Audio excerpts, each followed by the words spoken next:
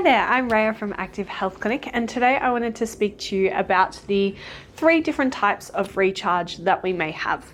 Now, I know I've spoken a lot about the different types of fatigue, the different types of rest, and I tend to talk about pacing a lot because I tend to talk to people about the fact it's not what you do, it's how you do it. And I think one of the biggest things is that pacing is such a foundational component to what we need in navigating a chronic illness that it's really important to understand all of the different variations within that and finding our version of pacing rather than the blanket tool of pacing, because it is not a one-size-fits-all approach. So today I wanted to speak to you about the fact that we have 3 different types of activities that can be restorative or recharging. Okay, so we have our first one, which does fall under the category of being restorative. So these are the activities that are what we would indicate energy positive. Okay, now not in the sense that it makes you feel amazing or in the sense that it makes you feel symptom free, but in the sense that it's given you energy in the way that you needed it to. Okay, so it is technically restorative. Okay, now there are different videos on the types of rest that will help put the puzzles of the pieces of the puzzles together. But if you haven't seen that, maybe go ahead and watch it, listen to it. So we have our energy restorative tasks. Then sometimes we have what we'd indicate to be more of a pause. So it doesn't give energy, but it doesn't take energy. It holds space for where we are at in that point in time. So this is something that is really important because a lot of people will go, oh, it's not restorative, it's not helping. But it's not depleting, and maybe that's what we need, or maybe that's all we have access to in that point in time.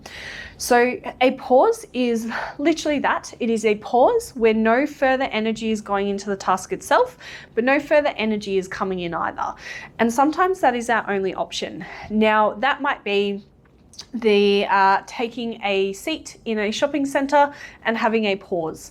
Now, you're not going to feel amazing of having done that. It's not going to remove all of your symptoms, but it's going to be enough of a pause during that activity itself to help decrease the overall exertion that it may be taking, rather than the continue push through the entire journey or of that activity.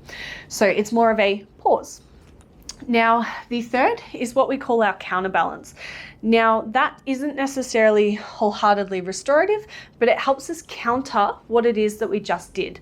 So if we've been physically active, then a counterbalance is something that is physically sedentary or physically quiet. Okay, so if you've gone for a walk, you might then have a bit of a postural break, which is sitting down with your feet elevated or maybe laying horizontal.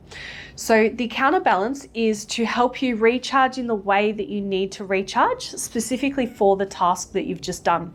Now, that may not be restorative to all of your symptoms, but it's restorative enough for what you need in that point in time.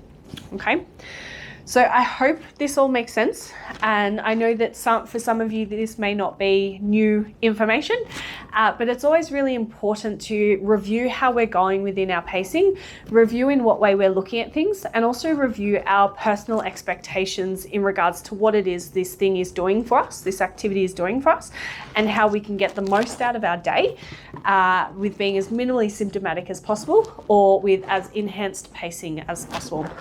So as I said, there's plenty of videos on our YouTube about pacing. Hopefully this one is a little bit shorter and sweeter. If you have any questions, feel free to comment below. And if you need links to anything, please let us know. But these are the 3 types of recharge, and we look forward to seeing you soon. Bye.